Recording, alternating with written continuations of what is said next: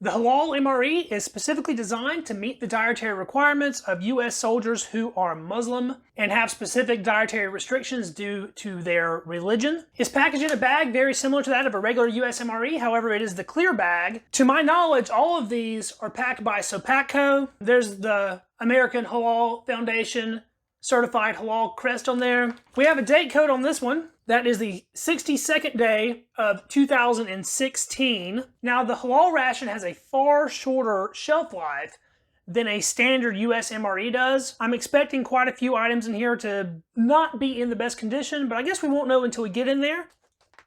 First off, we have a traditional snack mix. The packaging on this is a very thin foil packaging. That does have a printed Best By date on there, February 23rd, 2017. Oatmeal cookies, 120 calories on that as well, and that's a 1 ounce pack. An elongated accessory package, a flameless ration heater, a small package of sweet and salty peanuts. Ooh, that sounds good. Halal chocolate mocha pudding, 260 calories, and man, does it have a lot of stuff in there. Check out those carbohydrates, 55 grams of carbs and 26 grams of sugar in only 4.5 ounces. Can't wait to try that out. A lemon lime flavored beverage base powder. That's my favorite beverage base powder. And another little snack mix. They're calling this one Energizer Trail Mix, and that's 140 calories. Lastly, we have our main halal Jalfrezi with lamb, vegetable stew flavored with lamb. That is 300 calories, 22 grams of carbs, and it is an 8 ounce main, just like any standard MRE would be. Let's take a look at this accessory pack. So in that we have an MRE spoon, a pack of Lighthouse TP, a double pack of sugar, a Fresh Nap moist towelette, a plain white package of matches with white tips, a very minuscule little thin napkin, and a pack of salt and a pack of pepper. Let's get right into looking at the retort for the main. This feels like it has a lot of liquid in it. I think we will use our FRH this go around. The only thing in this meal that seems like it needs to be heated is this main, so it'll be going in solo. And fingers crossed that starts working for us. Let's take a look at this chocolate mocha pudding. It's a pretty thin little retort pouch that came in. That looks a little weird. Smells good though. Smells like a snack pack, basically. Well, it's just kind of sliding out there. That ended up being a fairly decent portion size for a dessert. Let's get our drink going too. These lemon lime drinks really are the best. The FRH does appear to be working. Let's open up a couple of these little snack packages. We'll start with a traditional snack mix. Oh no. Oh no, that is terribly rancid smelling. I don't really get why they opt for this style of packaging for the halal meal. I know it's sort of a specialty case item and they don't really make that many of them, but it seems to me that it wouldn't be that difficult to just put it in the regular packaging that you would have for your normal MRE. And if you did that, all of these dried items like this would still be in perfect shape after 5 years, no problem. Man, that smells awful. We'll take a look at the Energizer Trail Mix next. Looks like we have nuts and raisins and M&Ms in this one, so maybe this one's all right. Yeah, that smells fine. I think that's gonna be good. Then we'll go ahead and look at our sweet and salty peanuts. It just looks like some roasted peanuts coated in some sort of dried mixture. Try to scooch those in next to the energy mix. And our last little package is the oatmeal cookies. They're sort of broken up in there. Those actually smell okay. As far as the nose, it looks like 3 of the 4 small packages are gonna be okay. And I hate to do it, but I think we're gonna start with our traditional snack mix. We'll try whatever this is, some kind of breadstick looking item. Oh no. Oh, that is horrendous. I need one more of those just so I can explain what is going on with the taste of that. Oh, gross. Absolutely disgusting. All right, so initially, when it hit my mouth, the first thing that stood out was that rancid oil taste, but it was very subdued. When I bit into it, I actually thought that little breadstick was gonna be okay. But as soon as the flavor from it started coming out, it just coated my mouth in this disgustingly rancid grossness. Absolutely terrible. Guess I'll try a pretzel. That was better than the breadstick. They're not stale, because they're nice and crunchy still. Whatever oils are in these is just rancid. That pretzel's more palatable, but still not good. I have a couple pretzel sticks. Yeah, it just can't get past that rancid oil taste that's going on with these. They're definitely toast. Speaking of toast, let's try this little piece of toast. That's the best one so far. There's a lot of salt on that. Those are pretty much edible. As bad as everything else is, these little brown toast pieces are fairly decent. And we'll try one of the little white toast rounds. You can actually see the flavoring these are coated with. They just taste salty to me down the hatch. And that was truly disgusting. I guess the last thing to try in this would be these little Chex cereal type pieces. Those aren't too bad until you swallow it, and then it's disgusting. Gross. The traditional snack mix definitely didn't hold up, but it's really not meant to, especially in that kind of packaging. All things considered, it's still edible. It didn't cause any numbness in my mouth or anything like that, so it might not taste that good, but it can still feed you in a pinch. Let's get a sip of our lemon lime drink. Oh yeah, that's good. Just the right mix of citrus flavors, not overly sweet. Let's try a few sweet and salty peanuts. Get a nice little portion of those. You can see the crystals on there. It looks to be a mix of salt and sugar, as the name would suggest. Those are 100%.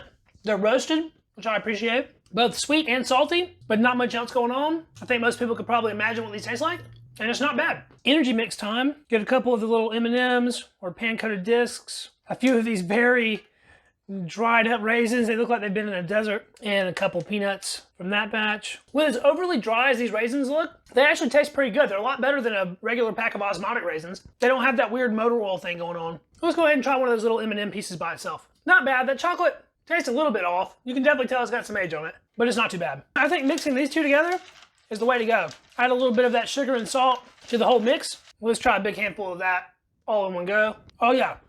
The salt really pumps that up. Much better combined like that. It's feeling like this FRH has done the job. Let's check the temperature right fast. Between about 100 and 120 on the side without the heating pad. And of course that heating pad's gonna be really hot, up to about 160.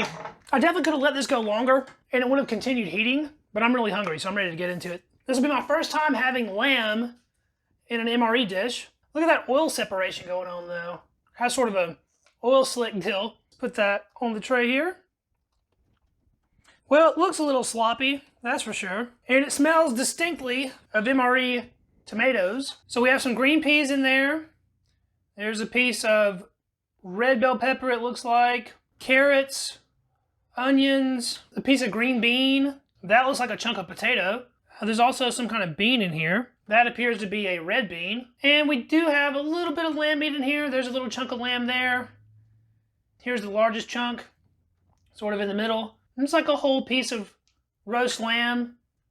Looks a little dry, good thing it's in all this sauce. Overall, there's not very much meat in this though. It's mostly sauce more than anything. Let's go in for a spoonful. We'll get a piece of lamb in there, try to get as much vegetables as possible. Let's give that a taste. Well, it definitely tastes of lamb. It has that very distinct lamb flavor. The meat was dry but tender. It has a mild flavor to it. I was expecting it to be a little bit more heavily spiced, but it's not. The predominant flavor is the tomato base of the sauce. The lamb flavor does come through in the sauce. That's going to be from rendered lamb fat, which I'm sure is what a lot of this oil slick on the top is. The vegetables have basically turned to mush, so they just kind of disappear when you eat them. Jalfrezi, I'm pretty sure, is supposed to be a spicy dish, but I'm not picking up on any heat with this. Let's check out this larger piece of meat by itself. Oh yeah, that's dry. Dry, but pretty tasty. I'm a big lamb fan, so I like that. Lamb is one of those polarizing type meats though. A lot of people just don't get down with the flavor of it because it is very distinctive, but I quite enjoy it. This is certainly a change up from a regular MRE. I mean, it has some of those same kind of tropes, meat and vegetables and sauce, but the addition of that lamb makes it a bit more interesting. The sodium on this is good, so it doesn't need salt, but you can't go wrong with some black pepper. I would love to crunch up some of the snack mix in it, but this stuff would just ruin the main, so no reason to do that. That little bit of extra black pepper does help it out slightly. Not bad. It's certainly not as exciting as I was hoping for, but there's not anything wrong with it. I'm ready to try out this chocolate mocha pudding. It's a very gelatinous consistency. You could like pile this up and make a little mountain out of it if you wanted to. Get a nice big spoonful of that. It just looks like a Jello pudding. It has like some sugar crystals in it. I wasn't expecting that. It's extremely thick. It coats the inside of your mouth. Flavor-wise, it's like a mild chocolate pudding with just the tiniest hint of a mocha afternote. It's good though. It's not delicious, but I like it. It's just so thick and creamy, it gives it a very rich consistency. Last thing to try out is going to be one of our oatmeal cookies. Give that one a snap. They're a bit crumbly. You really can't go wrong with oatmeal cookies, I guess. Even though these have that same thin packaging, these seem to have held up perfectly. Crunchy, a little bit of cinnamon, a little bit of sweetness. All in all, a pretty good little cookie. I think this cookie would be really good if iced with some of that pudding. Oh yeah, heck yeah. That's the way to do it. Those two are absolutely meant for each other. The little bit of moisture that the pudding adds takes away from the dryness of the cookie. The flavors complement each other very well. And the crunchiness of the cookie kind of prevents the creaminess of the pudding from being overwhelming, which it was just a little bit before. That is really good. I think that's how I'll finish this up. Just dipping the cookies in the pudding and enjoy. All right, guys, well, that was the review. Halal Meal Individual Jalfrezi with lamb from 2016. And even though this is well past its expiration date of 2 years, everything was in great shape except for the snack mix. So I must say I'm pretty satisfied. Thanks so much for watching, guys. This has been Ration Rewind, the series in which I'm reposting my old ration reviews from my first YouTube channel. If you enjoyed this video, please give it a thumbs up to help it out with that Google algorithm. And don't forget to subscribe to the channel to catch all of my future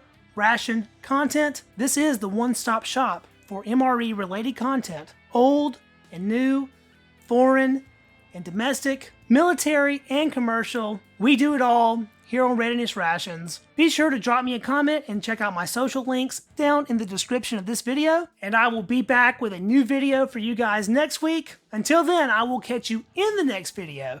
See you then. Peace.